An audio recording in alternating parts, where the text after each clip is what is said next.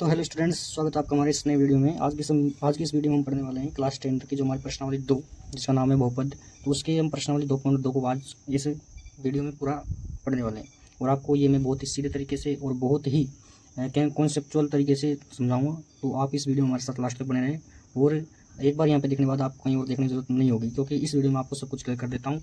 तो हम बिना समय गवाए अपना वीडियो चालू करते हैं और आज का हम क्वेश्चन नंबर 1 करते हैं। हमारा जो पहला क्वेश्चन है वो ऐसे बोल रहा है कि हमें जो हमारा बहुपद है उसके शून्य और गुणांकों के बीच में संबंध की सत्यता की जांच करनी है। गुणांकों के बीच में सत्यता की जांच करनी है और जो हमारा बहुपद है उसके पहले हमें गुणांक ज्ञात करनी है, उसके बाद ही हम सत्यता की जांच कर पाएंगे।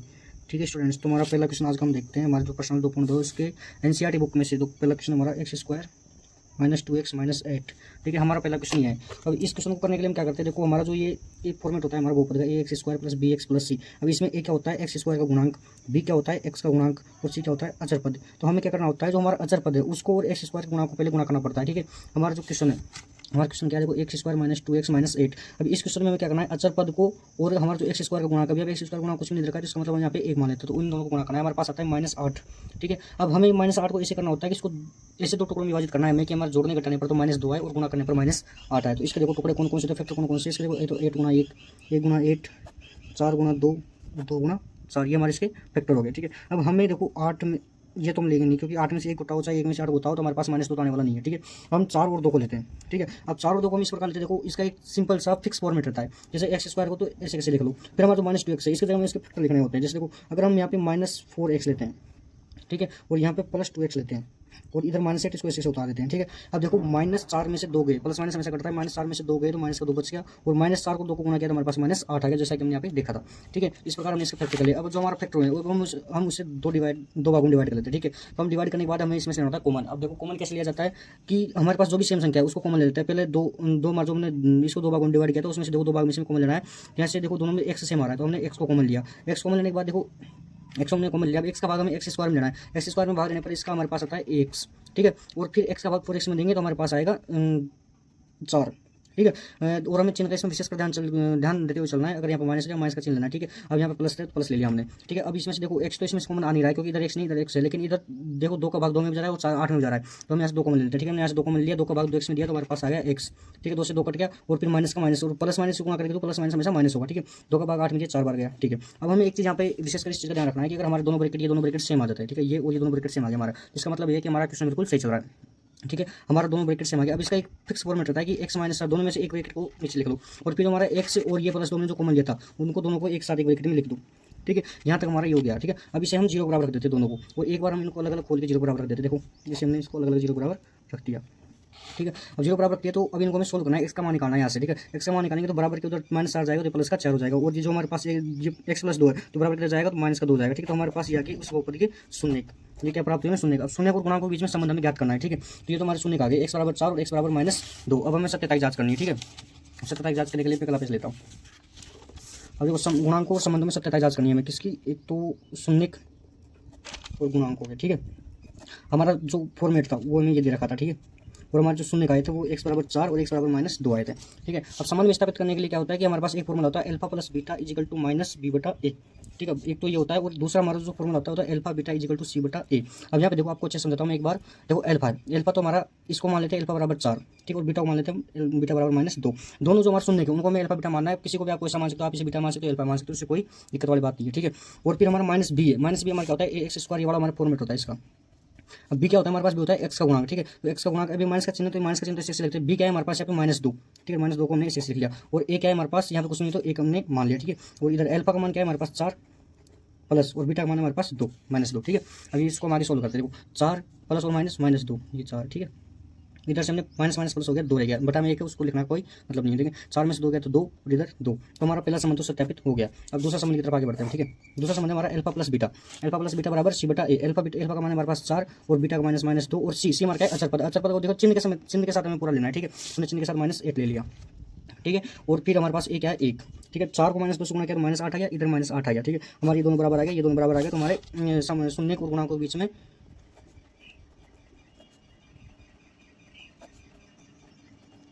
संबंध स्थापित हो गया। ठीक है,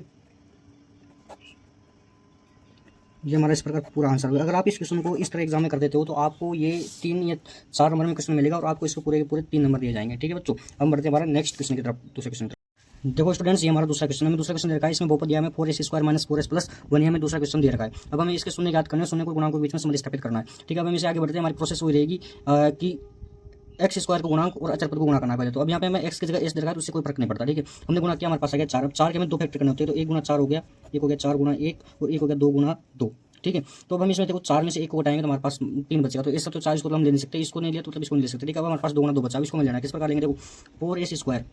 अब हमें इसकी जगह 2s और इसकी जगह 2s दो बार हमने लिख दिया क्योंकि हमने 2 गुना 2 लिया। ठीक है, और फिर +1 का +1। अब हमें इसके बीच में चिन्ह लगाना है। देखो अगर हम इसको प्लस और इसको माइनस लगाते हैं तो हमारे पास कट के 0 आ जाएगा। तो ये तो हम कर नहीं सकते। दोनों प्लस लगाते हैं तो हमारे पास प्लस का 4 आएगा, लेकिन हमको माइनस का 4 लाना है। ठीक है, तो हम यहाँ पे दोनों जगह माइनस लगाते हैं। ठीक है, दोनों जगह माइनस लगाते हैं, -2s हमारे पास 4s हो गया और दोनों को गुणा करेंगे हम, -2 को हमारे पास प्लस का 4 आएगा, जो कि ये था। ठीक है, हम आगे बढ़ते हैं। आगे हमारी स्टेप ये थी कि हमें इन दोनों को अलग अलग भागों में डिवाइड करना, 2 भागों में डिवाइड करना, फिर इसको कॉमन लेना है हमें। अब कॉमन देखो, एक तो दोनों जगह एस है तो हमने एक तो एस कॉमन ले लिया।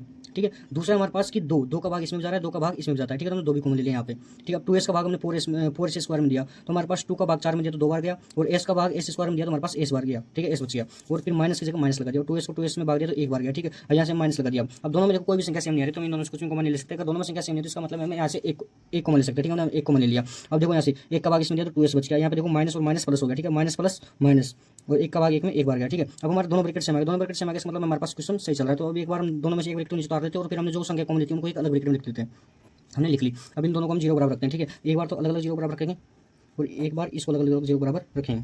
ठीक है, हमने इसको 0 बराबर रख दिया। अब देखो यहाँ से हमें इसका मान निकालना है, तो 2s और माइनस का एक बराबर किधर जाएगा, प्लस का 1 होगा। आपको पता है कि हमें बराबर उधर कोई भी संख्या जाती है उसका चिन्ह चेंज हो जाता है, और फिर हमें यहाँ से इसका मान निकालना था, ये गुणा में इधर जाके भाग में जाएगा। ठीक है, इस प्रकार ये होगा हमारे पास जो मैं ये वो ऊपर दे रखा था, इसके शून्य का आगे s बराबर 1/2 1/2। ठीक है, हमारे पास ये 2 शून्य हो गया। अब इसको हम अल्फा मान लेते हैं, इसको हम बीटा मान लेते हैं। ठीक है, और इसी प्रकार हमारा जो पहला सूत्र है alpha plus beta equal to -b/a, और दूसरा हमारे पास alpha plus beta equal to c/a। Alpha का मान हमने 1/2 धर दिया और यहाँ पे 1/2 रख दिया। ठीक है, जैसे जैसे हमें सिर्फ वैल्यू पुट करनी है डायरेक्ट, माइनस की जगह माइनस लगाते हैं। बी का मान है हमारे पास, इसमें देखो बी का मान 4 है, लेकिन इस चिन्ह समेत लेना है तो। ठीक है, -4 लेंगे यहाँ पे, मान इसका -4 हमने मान ले लिया। ए का मान देखो, ए का मान हमारे पास 4 है। ठीक है, ए का मान क्या होता है, s² का गुणा गया, x² का गुणा तुमने 4 ले लिया, यहाँ पे हम 4 रखते हैं। ठीक है, 4 रखती है। अब इनको योग करते हैं। देखो दोनों लघुत्तम ले लिया हमने दोनों का, तो नीचे हर में दोनों संख्या सेम है तो ऊपर वाली संख्या भी इससे आ जाती है। माइनस माइनस प्लस हो गया। ठीक है, प्लस का 4/4, इधर हमारे पास 2/2 हो गया, इधर हमारे पास 4/4 हो गया। ये एक बार कट के और ये एक बार कट गया। ठीक है, तो ये हमारा पहला संबंध तो सत्यापित हो गया। ठीक है, पहला संबंध हमने सत्यापित कर दिया। दूसरा संबंध हम देखते हैं। अल्फा प्लस बीटा वाला नहीं है, अल्फा बीटा। ठीक है, दोनों गुणा होते हैं, एक वाला प्लस वाला तो हमने इधर कर लिया था। ठीक है, अब अल्फा का मान 1/2 रख दिया और बीटा का मान 1/2 रख दिया। सी का मान हमारे पास देखो यहाँ पे, सी का मान हमारे पास 1 है। ठीक है, सी का मान हमने 1 रख दिया और ए का मान हमने 4 रख दिया। दोनों गुणा किया 1/4, इधर 1/4, मतलब ये भी हमारा सत्यापित हो गया। तो इस प्रकार ये हमारे क्वेश्चन का आंसर हो गया। अब बढ़ते हैं हमारे नेक्स्ट क्वेश्चन तीसरे तरफ। अब तीसरा भी उसी प्रोसेस से फॉलो करना है, लेकिन इसमें देखो मैं थोड़ा क्वेश्चन तरीके से सेट करके नहीं दिया गया है, तो हमें इससे पहले तरीके से सिद्ध करना होगा, मतलब इसको सही बैठाना होगा पहले। तो हमारा जो फॉर्मेट होता है वो पद का होता है ax² + bx + c। तो इसमें बैठाते हैं x² का गुणा पहले लिखते हैं, फिर x का गुणा, फिर अचर पर लास्ट में लिखा जाता है। ठीक है, तो हमने यहाँ पे देखो ax इस फॉर्मेट से हमारी इसको, लेकिन हमें चिन्ह इसके साथ माइनस है तो हमें माइनस का चिन्ह लेना है, तो चिन्ह के साथ हमेशा इसको लेना है। ठीक है, हमारा ये हो गया एक बहुपद। अब इस बहुपद को हमें आगे सोल्व करना है। इस बहुपद को सोल्व करने के लिए क्या है, हमारे पास x² का गुणा करना है अचर पद से, हमारे पास आ गया -18। इन दोनों गुणा किया तो इसके फैक्टर करने में 2 गुणा 2 हमारे इसके फैक्टर हो गए, जो हमको इसमें स्थापित करना है। 6s² -7 इसकी जगह हम देखो -x + 2x लेते हैं, तो आप इसे देख सकते हो किसी से दोहराइए। ठीक है ना, अब देखो ये थोड़ा इसको हमें कॉमन लेने में दिक्कत आएगी तो हम इसको आगे पीछे भी कर सकते हैं। अगर आप ऐसे करना चाहते हो सिर्फ कर सकते हैं, आगे पीछे करके करना चाहते हो वैसे कर सकते हैं। आप जो आपकी जैसी इच्छा हो उसको वहाँ पे लिखकर आप सोल्व कर सकते हो। ठीक है, मैं डायरेक्ट आपको इस प्रकार डायरेक्ट करके दिखा रहा हूँ। अब देखिए यहाँ पे कॉमन लेना है, कॉमन देखो तो x कॉमन आ गया, कोई दोनों जगह x है, और फिर 3 का भाग इसमें जा रहा है तो ऐसे 3 भी हमने कॉमन लिया। 3 का भाग हमने इसमें दिया तो हमारे पास 3 का भाग गया 2x बार। ठीक है, और फिर 3 का भाग हम इसमें दिया, हमारे पास गया 3 बार। अब प्लस, अब यहाँ दोनों में कोई भी संख्या सेम नहीं तो हम यहाँ से एक कॉमन लेते हैं। ठीक है, अब इनका भाग नहीं दिया तो हमारे पास बेसिक ब्रैकेट पूरा आ गया। ठीक है, हम देखो दोनों ब्रैकेट से आगे, इसका मतलब हमारा क्वेश्चन बिल्कुल सही चल रहा है। दोनों में से हमें एक ब्रैकेट नीचे लिख देना है 2x - 3, और फिर जो हमने एक बार कॉमन लिया था उनको एक बार अलग ब्रैकेट में लिख देना है। अब यहाँ से हमें x का मान निकालना है, इसको 0 बराबर रखते हैं। ठीक है, 2x - 3 एक बार अलग अलग 0 बराबर रख दिया और 3x + 1 एक बार अलग अलग 0 बराबर रख दिया। अब हमें इसमें से मान निकालना है x का मान निकालने के लिए क्या है, ये माइनस का इधर जाके प्लस का हो गया और फिर गुणा में इधर जाके भाग में चला गया। x का एक मान तो हमारे पास आ गया 3/2, और दूसरा मान के लिए क्या करते हैं, देखो 3x = -1, x = -1/3। तो हमारे पास ये इस ऊपर के शून्य का आ गए। ठीक है, वो शून्य आ गई है, और शून्य को गुणांक के बीच में संबंध स्थापित करने के लिए हमारे पास 2 सूत्र है, एक तो अल्फा प्लस बीटा,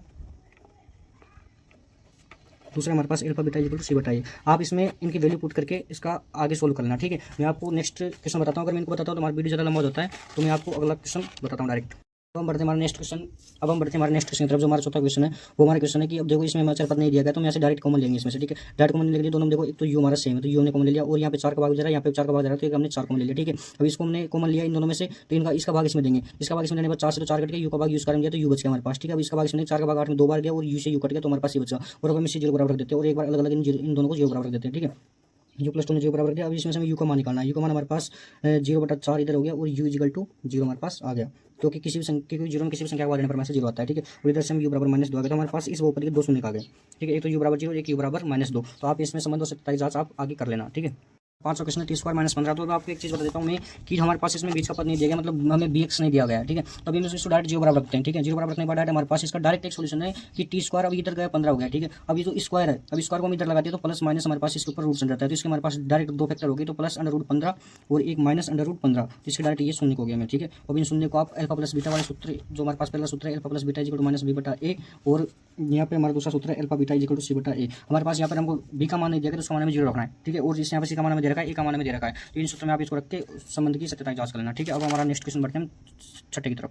हमारा ये नेक्स्ट क्वेश्चन है छठा, ठीक है। अब इसको हम वही जो हमने पिछले 3 क्वेश्चन 4-5 क्वेश्चन में जो प्रोसेस की थी उसी प्रोसेस से हमारे क्वेश्चन सोल्व होगा। हमें कि x² को गुणा और अचर पद को गुणा करते हैं, हमारे पास -12 आया, ठीक है। इसके फैक्टर करते हैं तो 6 × 2 एक 2 × 6 एक 12 × 1 और 1 × 12 और अगला फैक्टर होगा 4 × 3 और 3 × 4, ठीक है। अब हम इसका चिन्ह व्यवस्थित करते हैं, हम ये वाला पार्ट लेंगे क्योंकि इन दोनों को आप देखना कैसे भी करके देखना हमारे पास -x नहीं बचेगा, ठीक है। अब देखो इसमें जो हमारे प्रोसेस है इसको तो ऐसे लिख लिया, उसकी जगह में लिखना है देखो 3x और 4x - 4, ठीक है। अब यहाँ पे चिन्ह लगाने में, चिन्ह देखो अगर यहाँ पे प्लस और यहाँ पे माइनस लगा दिया तो हमारे पास -1 बच जाता है, ठीक है। यहाँ पे हमने माइनस लगा दिया और यहाँ पे प्लस लगा दिया, ठीक है। अब इनमें इसको हम लेते हैं, यहाँ पे 3x यहाँ पे 3x दोनों से में तो हमने 3x कॉमन ले लिया, हमारे पास यहाँ पे x बचा इसका भाग इसमें लेने पर और यहाँ पे हमारे पास 1 बचा, यहाँ से हमने -4 को कॉमन ले लिया और फिर हमारे यहाँ पे x + 1 बचा, माइनस प्लस हो जाता है। तो आप प्लस और माइनस वाले चिन्ह का विशेष कर ध्यान रखना, ठीक है। वो दोनों सेम ब्रैकेट आ गए, इसका मतलब हमारा क्वेश्चन सही, दोनों में से एक ब्रैकेट को हमने नीचे उतार लिया। फिर हमारी अगली प्रोसेस है कि जो हमने कॉमन लिया था उनको एक ब्रैकेट में अलग रखना है, फिर इनको 0 बराबर रखना है और फिर हमारे पास x + 1 है इसको अलग 0 बराबर रखना है और 3x - 4 इसको अलग 0 बराबर रखना है, ठीक है। 0 बराबर दिया, अब हम यहाँ से x का मान निकाला तो -1 आ गया और यहाँ पे हमने x का मान निकाला तो हमारे पास 4/3 आ गए, ठीक है।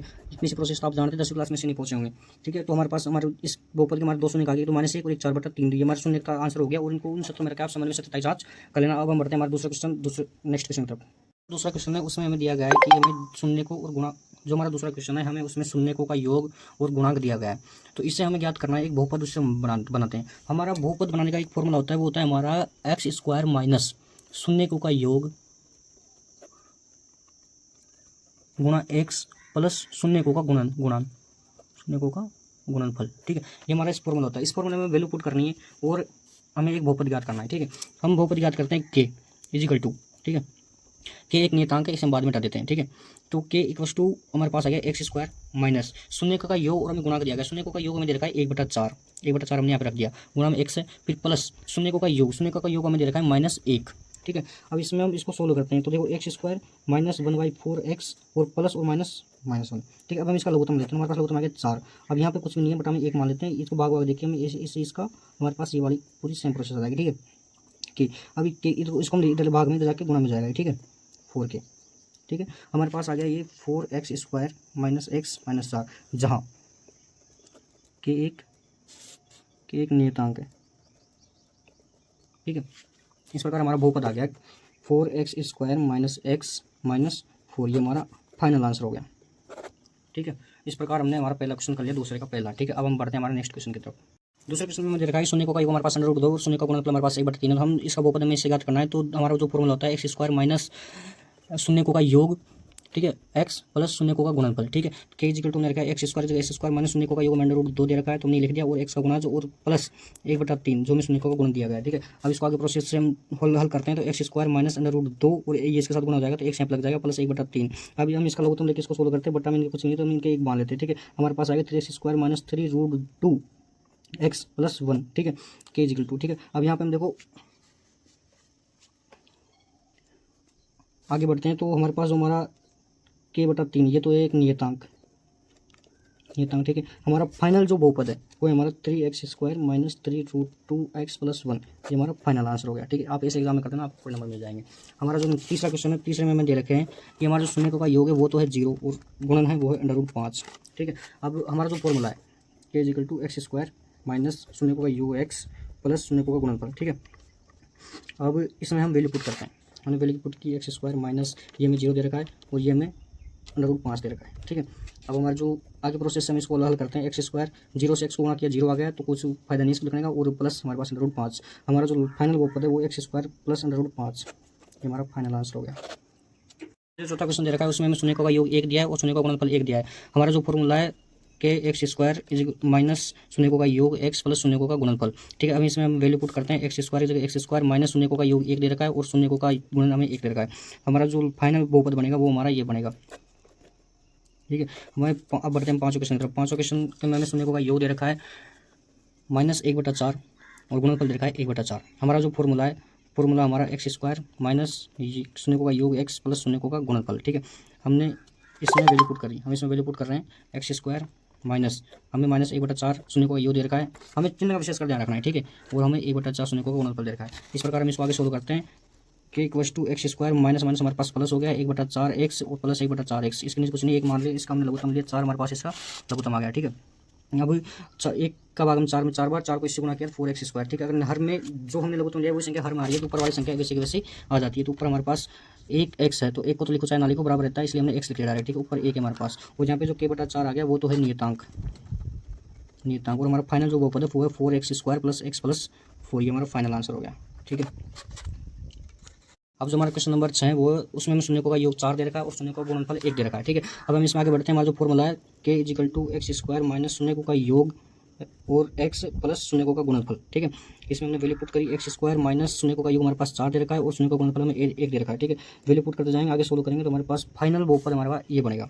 ठीक है, ये हमारा फाइनल आंसर रहेगा। आप एनसीईआरटी आंसर मैच कर सकते हैं, और इस चैनल पर आपको बहुत जल्द ही इंग्लिश और हिंदी की क्लासें मिलती रहेगी। और किसी स्टूडेंट के अगर उर्दू सब्जेक्ट है तो उसे उर्दू की क्लास भी इस चैनल पर मिल सकती है। हम उसकी प्लानिंग कर रहे हैं, जिससे वो प्लानिंग हमारी फिक्स बैठ जाएगी तो हम आपको बता देंगे कि हमारे पास उर्दू क्लास मिलेगी नहीं मिलेगी, लेकिन इंग्लिश और हिंदी की क्लास आपको बहुत जल्दी चैनल पर देखने को मिलेगी। तो आप अगर एग्जाम में बड़े से बड़े नंबर लाना चाहते हैं तो हमारे चैनल के साथ जुड़े रहे। आपको डेली एक प्रश्न सोल्व करवाई जाएगी, आप उसको एक बार खुद अपने हाथों से निकालें, आपके कॉन्सेप्ट बिल्कुल क्लियर किए जाएंगे। ठीक है, थैंक यू।